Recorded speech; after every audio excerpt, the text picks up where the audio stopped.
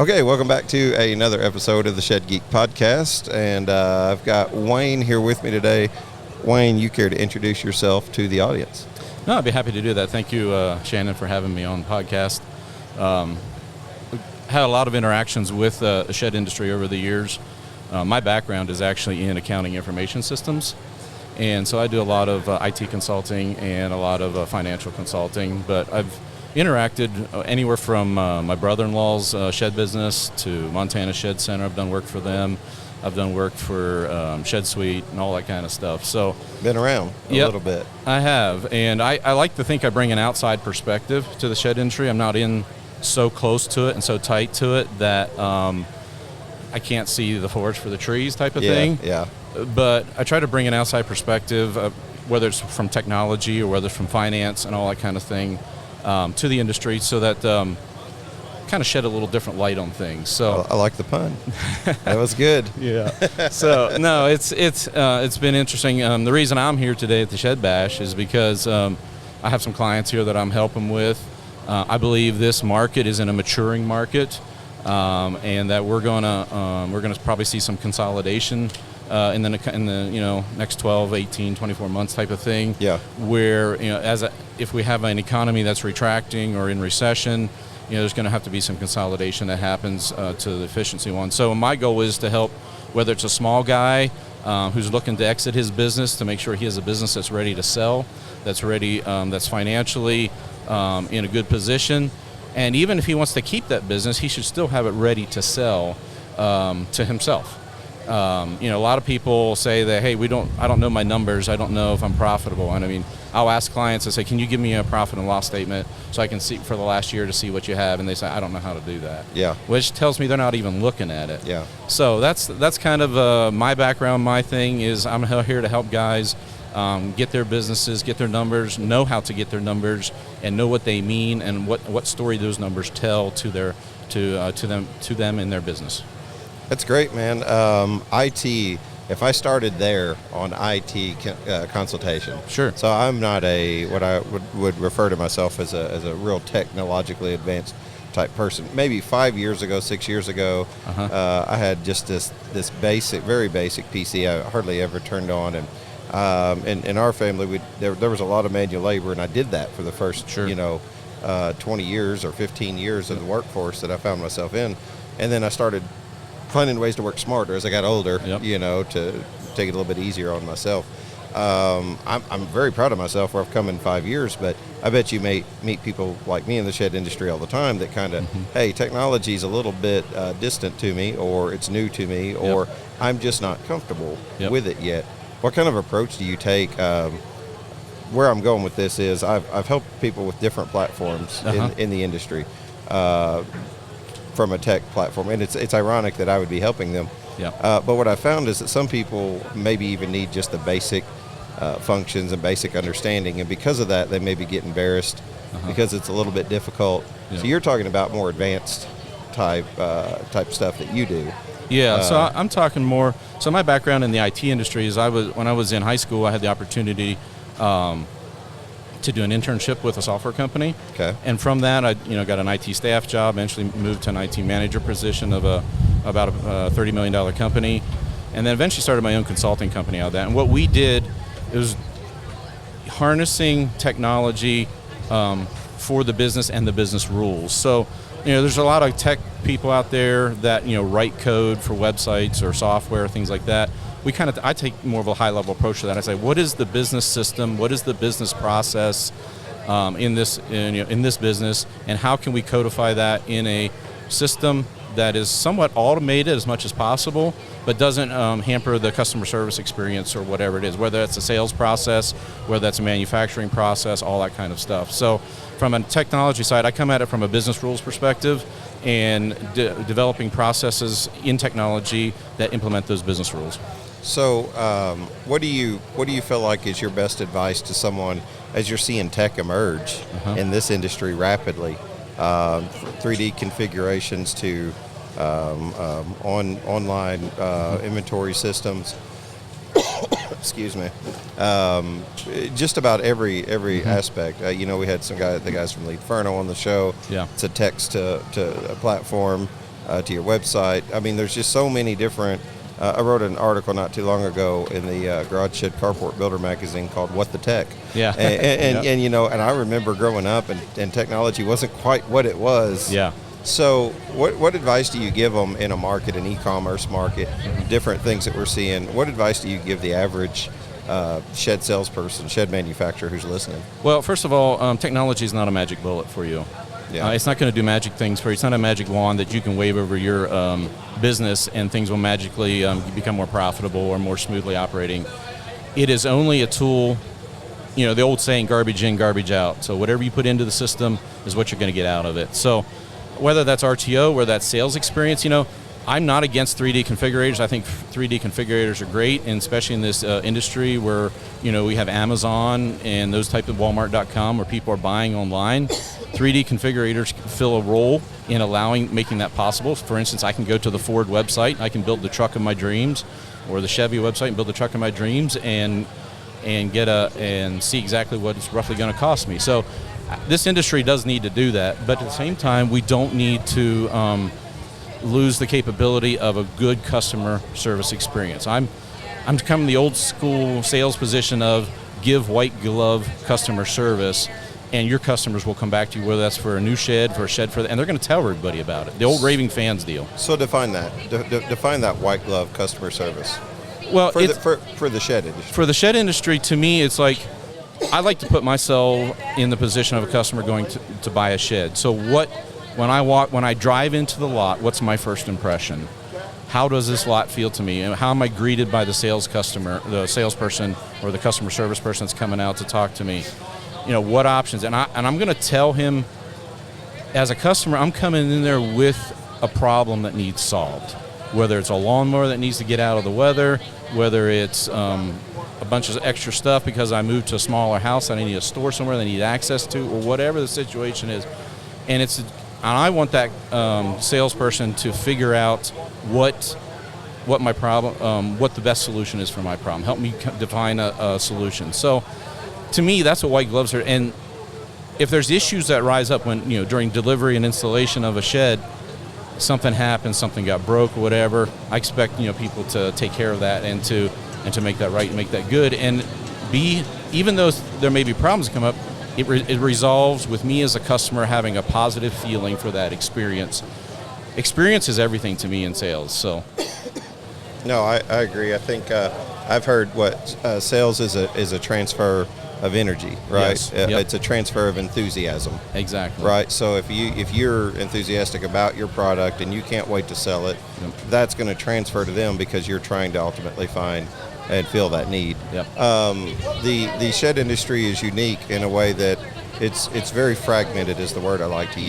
Yeah. You know, there's so many different models out there. We've discussed these previous times on the show before. Do you have a preference, or do you see a way forward that's going to be best for the industry? You talk about you know, consolidation, yeah, and things like that. Yeah.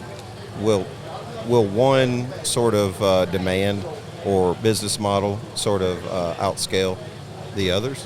That's a good question. There's a lot of different models, and I noticed that different regions of the country gravitate towards certain models. So, but my thing is, you will always get the behavior that you incentivize, whether that's with an employee, whether that's with a dealer, whether that's with you know, a retailer that you're wholesaling to, whatever the model is.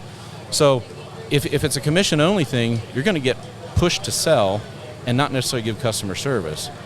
Whereas as an employee that's hourly, he's going to put in the time and not necessarily think about the customer well. So yeah, when I had my own business and we were doing sales, I would actually salary my employees with a bonus then.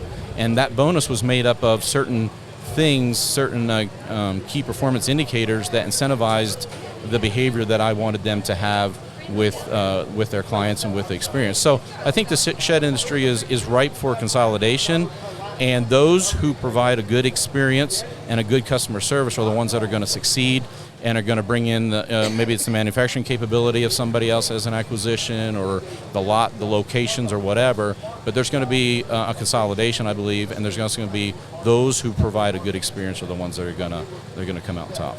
Do you think that providing a good experience has to be one or the other, like in terms of we sell online, or a big portion of our sales are online because of e-commerce and post-COVID, lot models that people wow the customer and provide this excellent customer service whenever they show up? Is it a mixture of the two? Because I'm the fan. I'm literally, if you gave me the choice, I would tell you pen and paper, meet and greet, relationship build, and then product.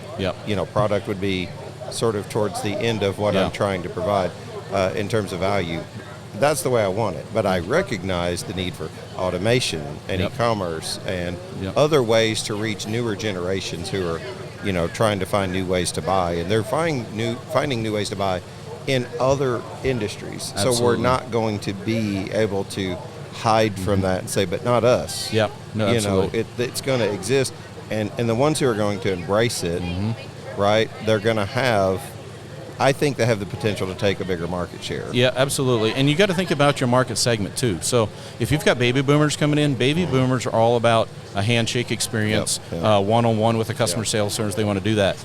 My generation, that starts to change. We kind of straddle that line between wanting a good experience, but we want to research it online first. We want to figure out what it is that we want. When I go out and buy a piece of tech gear or something like that, I'm researching it online. I'm trying to figure out what it is.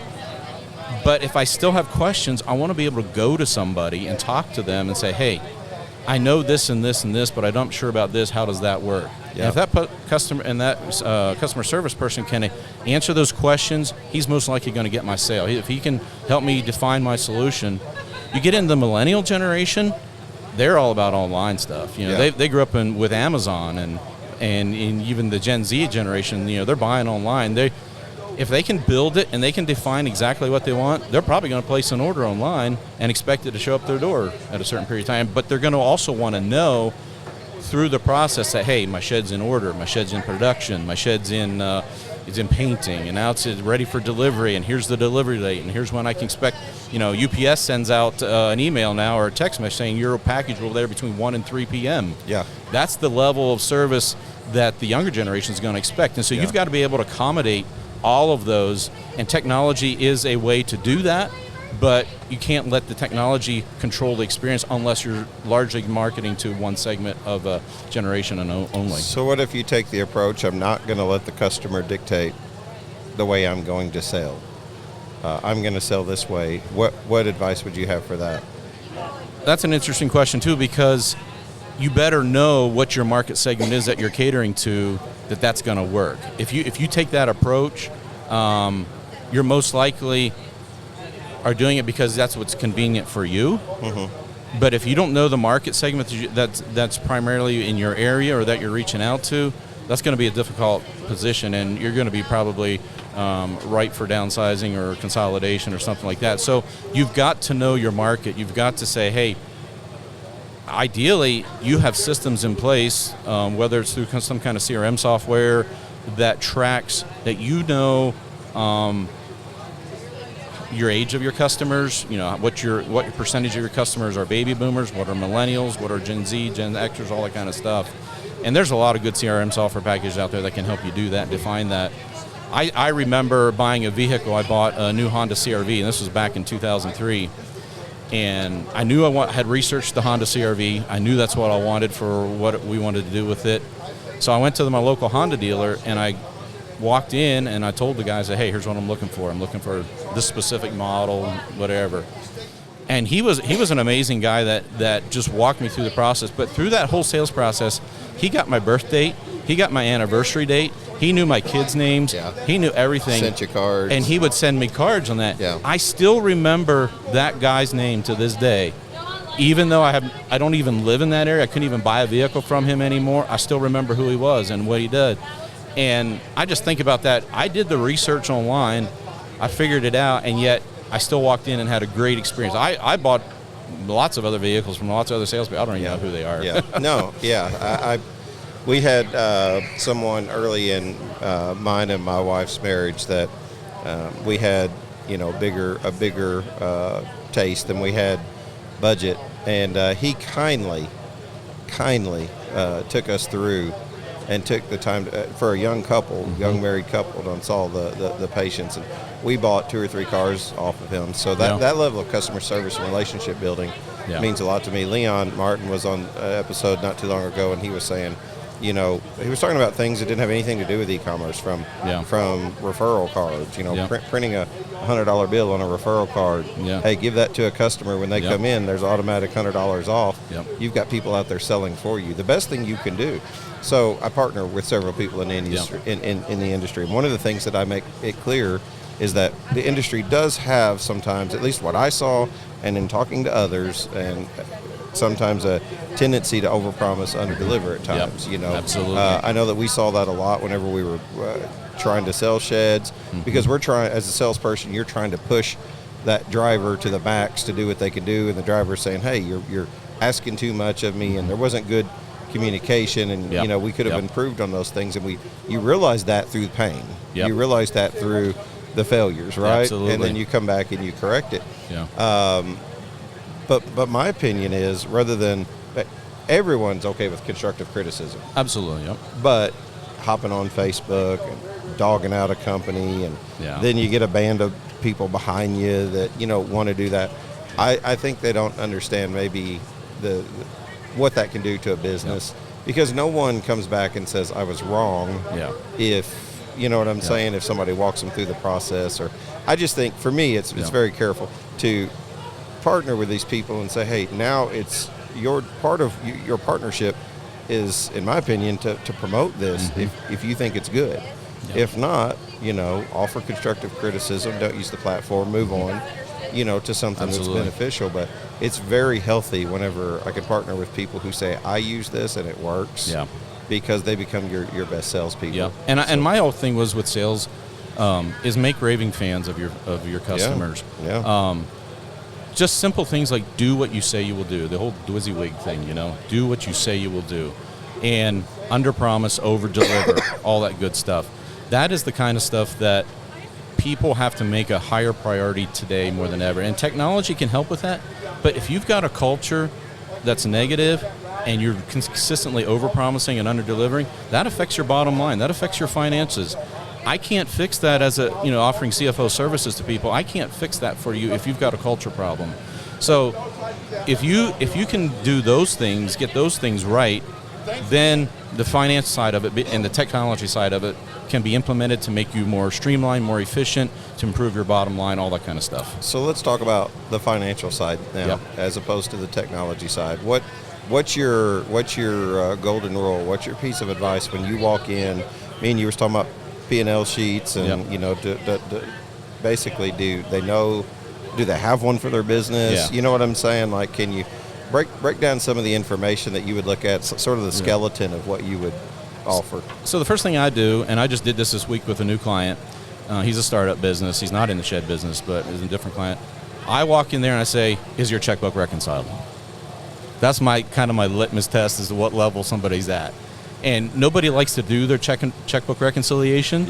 But to me, it's important. It tells me how much the numbers are important to you or not, as a business owner or as a manager, or whatever the position may be. Yeah, that's a very good point. So, I had a client that was a $4 million roofing client. He was running his business out of his checkbook, never reconciled his checkbook much. So we put a lot of systems and processes in place to get him to, financial management, financial reporting, job management, all that kind of stuff. So my go-to thing is your checkbook reconciled? And if it's not, why not? So let's sit down. And then I sit down and we'll walk through that process, because invariably there's a transaction that you may have forgotten about, you may have missed. Maybe you wrote a check to somebody that never came back through the bank or whatever. Do you know that? Do you know the true balance of your checkbook? Because checkbook balance is the core of cash flow. So, to me, I always have the motto of manage for cash flow, then manage for profitability, and then manage for equity. I've seen a lot of profitable businesses go out of business because they didn't have cash flow. They didn't manage their AR or anything like that. So manage for cash flow, manage for profitability, manage for equity. And my first question is your checkbook reconciled? Well, and I just walk people through that. I understand that's a painful thing. If you're a shed hauler, you don't want to be the secretary. You don't want to be the bookkeeper. Well, then you need to delegate that responsibility to somebody. who can do that for you. So we were having a conversation last night. We left the bash, went back to our cabin, and we were talking about growth financially. And you start out, you're making $30,000 a year, and you're living on a $30,000 a year budget. Yep. And you're spending, maybe say 25% of your earnings or whatever in waste or excess or whatever. Yep. It's spending it as if it's residual, right? Yep. But what happens is now you start making 50, 75, you get up to $100,000 a year, you're still spending at the same rate. Mm-hmm. You're not changing any behavior. No, that's so exactly right. in business, it happens the same way. You run your business and your life out of the $4 million checkbook without reconciliation, because I'm doing okay. I don't have to look at it. Yeah. I can breathe. Mm-hmm. There's plenty there, and then all of a sudden it creeps up on you, and there's not plenty there. And, and through reconciliation, you didn't get an opportunity for prevention. Yep, that's exactly right. So, and a lot of times, as being a CFO of a large company, $120 million company in my lifetime, all that kind of stuff, there's already processes and places in there. When you step into the CFO role like that, you're kind of taking the levers of whatever system or process they built. I find myself with a lot of small businesses, there's no system or process or whatever. So I like to jokingly say I'm the super looper duper pooper scooper for some of these businesses, because I get called in when the situation is bad. Hey, we have payroll next week, and I don't see how I'm going to have money to pay my employees. Yeah. That problem didn't develop today. That problem developed 6 months ago. Yeah. And you didn't know it. Yeah. And so my whole goal is to step into situations and say, okay, we have a problem. There's a short-term fix for this fire, but now what can we do for fire prevention going forward? You're going to have monthly reports. I like to see people reconcile their checkbooks weekly, actually, because we have online banking now, which allows you to do that. You can download those transactions. You can look at those things. You can see at any given point in time how profitable you are, what your cash flow is, and I like to even build spreadsheets that do cash flow projections. If you're in something like QuickBooks has a cash flow projection report, but doesn't factor quite everything in there. So if you stopped selling today, when would you run out of money? And what expenses, if you stopped selling today, would stop as well? Those are your cost of sales or cost of goods sold. So knowing what your true operating expenses are, knowing what your cost of goods sold or cost of sales are, all that kind of stuff allows you to say then, yes, I'm not liking this business anymore. I want to sell. I can print out my financials, give it to a potential buyer, and he knows exactly where I'm at this point. Or, you know what? We maybe need to close this business down. We've got 6 weeks to close this down. Let's start that process right now. Yeah. So, in the good times, you don't think about those things, but it's when the difficulties come that you realize, I wish I had the systems and processes and reports in place to be able to facilitate and make these decisions in a timely manner. Man, that's great. It's all good advice. From the financial side, you just hear horror stories all the time, and a lot of them, have been solved, or at least to some extent, they've started taking an approach towards that. Why is a P&L sheet? You hear that P&L thrown around all the time in the industry, but what's your skeleton again of setting up profit and loss? So typically, I look at after the checkbook's reconciliation. When I'm working with a client, we go in and we reconcile all their accounts, whether it's credit card accounts, checkbooks, all that kind of stuff. We look at their accounts payable, who they owe money to, are they caught up to date, or are they past due, and that kind of stuff. And then I start looking at reports. So now let's start looking at your P&L. You're doing X amount of sales per month, X amount of sales per day. What are your costs for those sales? 99.5% of the time, they don't even know. Yeah. So, okay, now we have to figure out what expenses are true costs. Do they not know because they've just not went through that training, that education? They don't have the education. They never even thought about it. Yeah. Most times. Small business guys, don't know what you don't know. You don't. Yeah. People used to say, what you don't know won't hurt you, and I always say, what you don't know hurts you the most. That's exactly right. And with me originating from Lancaster County, even though I live in Montana now, anybody had a shop, would start and you say, hey, I need work to do. They start building sheds and start selling them. And they would handwrite a slip up to a customer, and customer would write them a check for it, and they're like, hey, we did good. That's how most of these businesses started. Even shed haulers are like, say, hey, I was a shed hauler for another guy. I decided I want to go on my own because I want to be able to set my own hours. He buys a truck, he buys a used trailer from his boss or whatever, and starts hauling sheds. Now he's got 5 guys working for him, hauling sheds, and he's starting to worry about he's doing more management from the office to keep those guys busy and keep their families fed.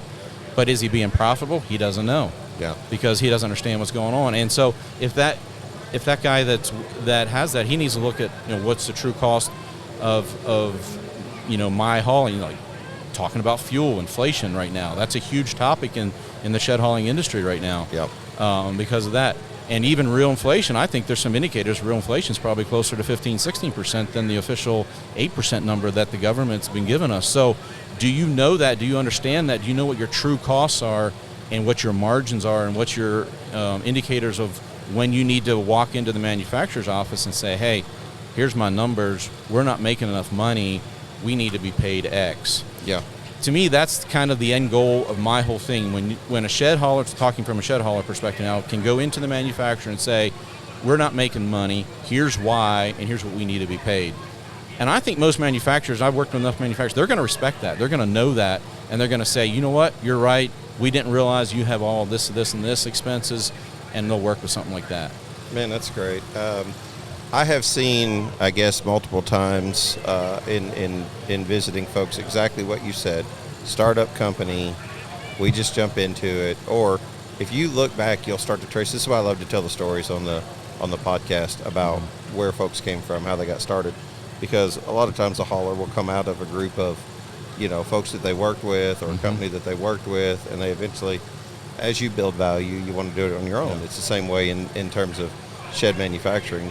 But shed manufacturing has not been organized, That's right. Over the years. So, we don't operate like a vehicle trade. Yeah. You know what I'm saying? Yep. Nothing's really regulated. It's kind of loosey-goosey. If you want to start a company, go out and start it. There's no one that's going to stop you from doing that. Absolutely.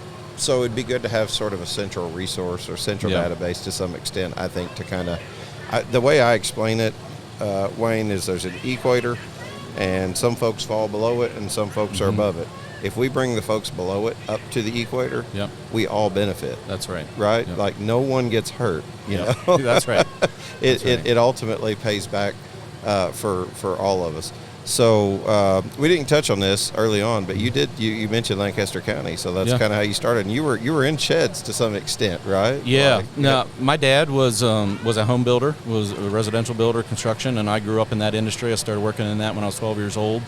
And then, like I said, when I was 15, when I was in high school, I got the opportunity to join an internship with a software company, and that's what started me down the whole counting information systems road. So I've been back and forth. My brother-in-law had a shed has started a shed company, and he's actually in the residential business now. So I helping him deliver sheds, watching him sell to customers, dealing with customers when he wasn't in the shop, all that kind of stuff. I've dabbled in different aspects of this industry, whether it's in sales and marketing, whether it's in construction or whatever. So I've had a lot of family members in the shed business. In fact, as of today, I think there's probably 3 or 4 of my brother-in-laws that are in it as well. So I've been very close to the industry. Where I worked with, interacted with Shed Suite on the software side, building processes, helping to build processes for those. So I've looked at a lot of software packages out there, and there's a lot more software out there now than there was even 5 years ago. So it's and I think it's in every industry, but it's hitting ours specific at the moment. And I just think it's important to look everything over, make a good choice. You know what I mean? Customer support is a big thing. Customer service is a big thing. For sure. Where do you see the industry going? I take 3 basic ideas on the show and kind of say, where'd you come from? Where's it at? Where's it going? Where do you think it's at, and where it's going? Well, it's a fairly, where did the shed industry come from? In my respect, it's a fairly new industry. We know from business cycles that these new industries, they mature, and then eventually once they've been matured, there's typically a consolidation process that goes on, and that's true with any business and anything. And usually consolidation happens when you have some type of recession or pullback or anything like that. And I see, with us going into another recession, I don't know, no 2 recessions are the same, But this one has a little bit of the feel for me that 2008, 2009 did, and I was very impacted by that industry, by that recession back then, because I was tied. We were doing a lot of sales and marketing for shed manufacturers, furniture manufacturers, and being tied to the real estate industry like that, we got affected significantly in that. So, to me, I see on the horizon, I see another that type of thing happening probably within the next 18 to 24 months, maybe sooner than that. I follow the markets a lot, and the markets are signaling another downturn here even this fall yet. So anybody that doesn't have their systems and processes, their reporting in place, is going to be in for a rude awakening, I think, because there's going to be a consolidation, there's going to be a contraction in this industry probably within the next 12 months. So, excuse me, you think that consolidation is going to be from bigger players mostly? Who knows? Some of the bigger players have been hit very hard too. Yeah. And if you're a little guy and you're worried about, contracting pricing on sheds or less hauling or whatever, know your numbers, know your niche, who you serve, who your customer is, and what the unique thing is that you bring to the table. And I tell guys all the time, why should I buy from you versus the guy down the road? Because shed lots are all on a pal right now. Or if I'm a hauler, why should this manufacturer use me to haul? And I like to give the story to shed haulers. I had a friend who was in the trucking business. He hauled freight. He actually hauled feed for Southern States.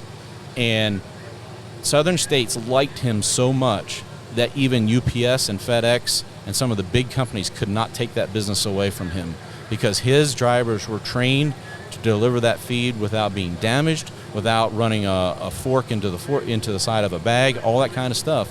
And Southern States that he was serving in that region knew that they couldn't guarantee that with UPS coming in there. And UPS offered them significantly discounts on their freight and stuff. Yeah. But he had I think maybe 6-7 drivers. He had them well trained. He had nice trucks. He had very clean trailers. And that's the thing that shed haulers or whoever you are, you got to know your customer and how you can provide top-notch value to them. So to the point that it doesn't matter who the discount is that comes in, you're not going to lose your business. Haulers have the same setup in terms of different business models. Some are privately run, some run fleets, some run, for a company. Mm-hmm. Some manufacturers have, folks who they partner with to deliver their sheds. Yep. Some do something internal. I always say it's the hardest thing to do is whenever you're doing your sales, mm-hmm. if you're actually creating a sales platform, sales team, mm-hmm. sales training, sales management tools, yep. creating manufacturing, so you're doing R&D, yep. You're focusing on, your numbers of what you're buying. You're actually able to go out and procure as opposed to just purchase. Yep. And then you're doing your own hauling. Yep. You start thinking about all the DOT regulations. Yeah. And, you know what I mean? Everything, the equipment side of everything, the maintenance side of everything. Then some folks want to do RTO, yep. and some folks want to do this. When you do that, you spread wide. So mm-hmm. now you're going to have to scale. So you're going yep. to scale slower yep. than if you're in one single entity, one vertical, mm-hmm. and you're going to move integrated. Yeah. To me, that's the hardest thing to do. Yeah. And I would think from a consultative perspective, that's the advice that you would see. When you get really wide, you're not going to scale as quick. Yeah. So what advice do you give folks who say, say a hauler, for instance, they have all these different models. Mm-hmm. Where do you go into that in consultation with them? I drive for myself. Well, that's different than being a company driver. Yeah, no, absolutely. And to me, I try to look at their situation objectively. Where's most of your revenue coming from? How can you serve? How can you add more value to that person so they are willing to pay you more? Whether that's a big manufacturing company, or whether it's just a little Joe Blow shed shop down the street. What's the value you can bring to them? I mean, there's a reason we have Family Dollar and Walmart, and there's a reason there's Tiffany's exist. Yes. Well, I think it was Lamborghini. The owner of Lamborghini was asked one time, he said, why don't you advertise? And he said, people who buy Lamborghinis aren't motivated by advertisement to come exactly by. Right. They don't watch a TV commercial to come Yep. in. They know who we are. Yep. That's why they come by when they're Yep. ready to buy that vehicle. So No, absolutely. So my question, or my question to a client is, who are you serving? Who is your primary customer, and what are you doing to add value to the experience for them? People will always pay for perceived value. And if you can give massive value, that's how you get massive results on that. So how can you add more value to that experience, whether it's a shed hauler, whether it's a manufacturer to, or salesperson to a customer? How can I add more value to this experience for them so that they say, yes, that was a good deal for me to do that. And sometimes it takes market research sometimes, where we got to bring in people to do market research on the area that this person's in to understand. I can do some of that, but I prefer to bring in experts in that kind of thing and say, hey, I know so-and-so, they're very good in market research in this industry. Let's check with them. Maybe they'll come in, or maybe they'll refer us to somebody. So I'm there to guide through that process to understand that, yes, this is who I'm serving. This is how I can serve them best. This is the massive value that I can give to them. And you will start seeing that in your bottom line. That's what I try to get to. It's all good advice, man. What's the name of your company? I go under the name Emerald Creative Group. Okay. That's kind of just my consulting name. That was a name that was established when I was still in marketing and website design. So I know about website design. I know about software development. I know about finances, all this kind of thing. And so I try to bring all that knowledge together for a customer, for a client of mine, to say, hey, what's the best solution we can work out here? Do you need systems? Do you need a better culture? Or do you just need to know what your numbers are? I see that on the Shed Hauler page all the time, like, know your numbers. But a lot of people say, I don't even know how to know my numbers. So it's like, yeah, I'll help you with that. That's great, man. Yeah, I certainly appreciate what you do.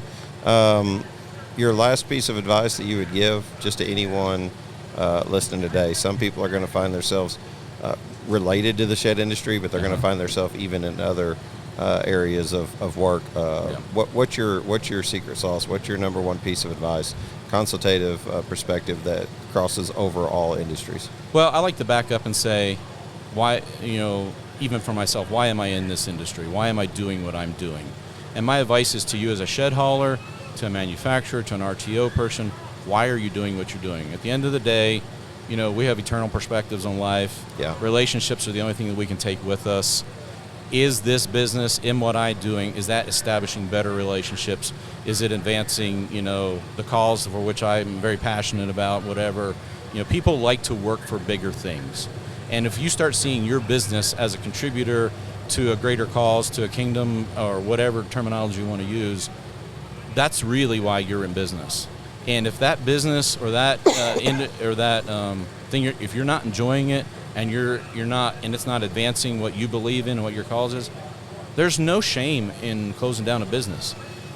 Recently we've heard of people that had to consolidate and start to kind of go down. There's no shame in that. There's no condemnation in that. No, and there's been a lot of people over the years, and wow, he went out of business. That's terrible. There's a certain amount of you've been around. Yep. The locker room conversations. Yep.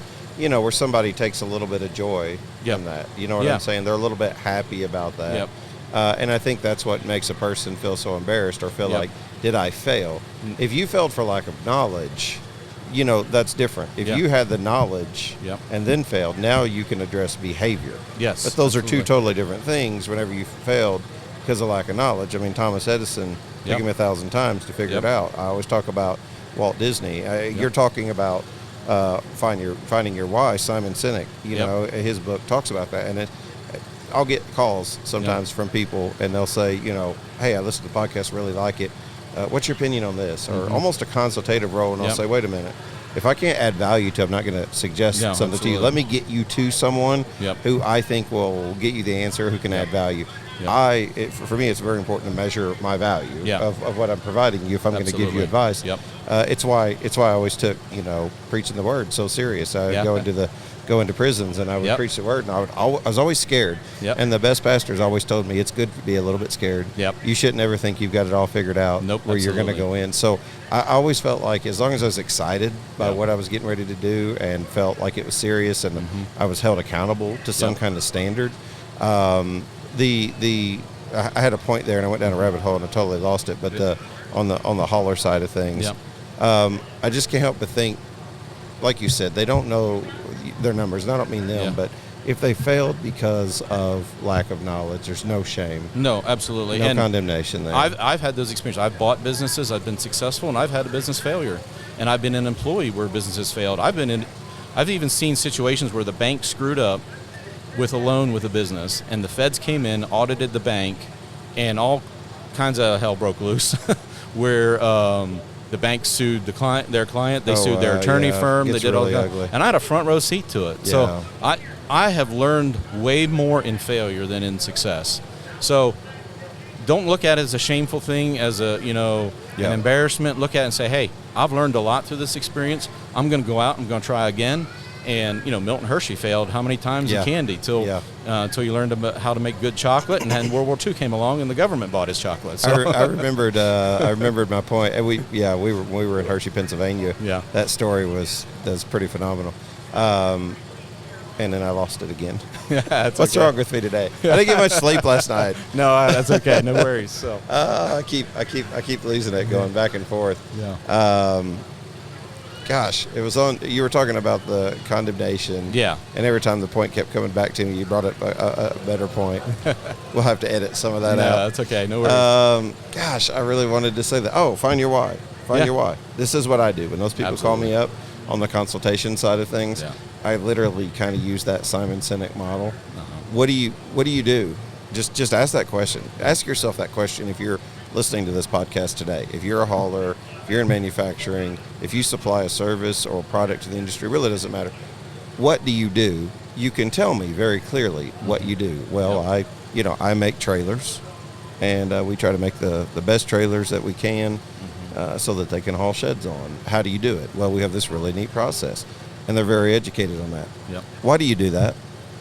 Why do you do that? Why do you do that? And you'll see the difference in people whenever they turn around and say, "Oh, well, I don't know. That's what my dad did." And you're not motivated by what your dad did. Yeah. Why do you do it? Well, I do it because it's the opportunity I have. Or a guy who says, "Well, I learned this for myself whenever I was doing this," and he starts telling you this story about how he would be doing this if he was barely getting by, because it's everything that he wants to do. Yeah. Money wasn't the object, and success wasn't what he was going for. So I literally ask every company that I actually, on the way out here, I asked the shed manufacturer the same thing. What do you do? How do you do it? Yep. But why do you do it? Why do you do it? And why do you do it is what will resonate with people. You can just tell them why. Simon Sinek says in the book, Apple. Yeah. He uses Apple as a good example. The Apple brand basically said, we just happen to be building computers. But if we were building toolboxes, we would have this same story. We would just try to build the best toolbox. So I love it all, dude. Yeah. I think that we need more consultation in this industry. And I like to tell people too, look at what you do or why you do it from a different perspective. Everybody knows what McDonald's does, right? Ray Koch, the old story with Ray Koch. He's with a bunch of college students, and he says, "What business am I in?" And they all laugh at him, and he's like, "No," he said, "I'm serious. What business I am? You're in the business of hamburgers." He said, "No, I'm not. I'm in the real estate business." Real estate business. And my franchisee is in the hamburger business, but I'm in the real estate business. And so a lot of people need to take that perspective, I'm a shed hauler. Are you really a shed hauler? Or do you provide an installation experience for a customer and for a shed manufacturer? You're the go-between. Yeah. You're the last face that the customer sees in that experience relationship. Yeah. So I would encourage shed haulers to just say, hey, look, I'm in the installation business. I am the last stop in this customer experience, and I'm going to make it the best one available to them. So. Absolutely. Great advice. Man, Shed Geek Podcast, we like to pray our way out here. You care to just lead us? And, no, I'd be happy to do that. Over the events here today? No, let's do that. All right. Heavenly Father, we thank you for the privilege to be here at the Shed Haulers Bash and to be here with Shannon and all that he's doing in the Shed Geek business. And we pray a special blessing on every shed hauler out there and in their business, whether it's for safety and protection or whether it's for favor in their business. Everybody has a cause they're working for. We're working to advance the kingdom here on this earth to make this world a better place from what the power and authority that you've given to us. And so, Father, we thank you for the opportunity to serve our communities and to care for them and to represent them well with you in our lives. And so we pray blessing and favor on the shed industry and on every shed hauler and manufacturer out there, that they would be, this would be an opportunity to advance your kingdom and to serve others with the services and the goods that we provide. Thank you, Father, for your kindness and goodness to us this day. We pray in Jesus' name. Amen. Amen. Real quick, how do people reach you if they want to they use can your reach service? me. Yeah, I typically, emeraldcreativegroup.com which is emeraldcreativegrp.com. And they can reach out on my cell phone. You can post my cell phone information if you want. I can give that to you off the air. And just reach out to me, and I'll be more than happy to at least take a look. If I can't help you, that's okay too. I do a weekly newsletter. It goes out every Wednesday. Okay. I'll get your information and a picture and a link to your website, and I'll post it in that. For anybody listening, if you have not subscribed to that, you can just go on my website at shedgeek.com. You'll see right there on the homepage, there's an option to sign up for a free weekly newsletter, and then there's one that'll be $5 billed annually. But you'll get that early, so you can get an RSS feed of the podcast early on Sundays as opposed to Wednesdays. And I'll also send you a piece of Shed Geek merchandise, a coffee cup or a shirt or something like that. So go check that out. I'm on all the social media sites too. Yeah, definitely. I'm sure they can find you on Facebook. Yeah, Facebook. I'm in the Shed Haulers group. And I'll make sure the Shed Sales group. So. Okay. I'll make sure to link all that up. I want to give a shout out today to Cameron Stutzman. Cameron is Irvin Stutzman's son from Summit Portable Buildings. Oh, yeah. And I told him he's 13 years old and he's building sheds all by himself. And I told him he's the future of the shed building industry. And I hope he does nothing but great things. And he likes to listen to the show. So good for him. I want to give him a shout out. Yeah, I know Irvin. So. Yeah, very good. All right, Wayne. Well, I appreciate you doing this today. Yes, Everything you do for the industry. Thank you for inviting me. If you need anything, let me know, and I'll be glad to be a resource to help. Absolutely. Likewise, and return that to you as well. Appreciate it. Thank you, man. We'll see you.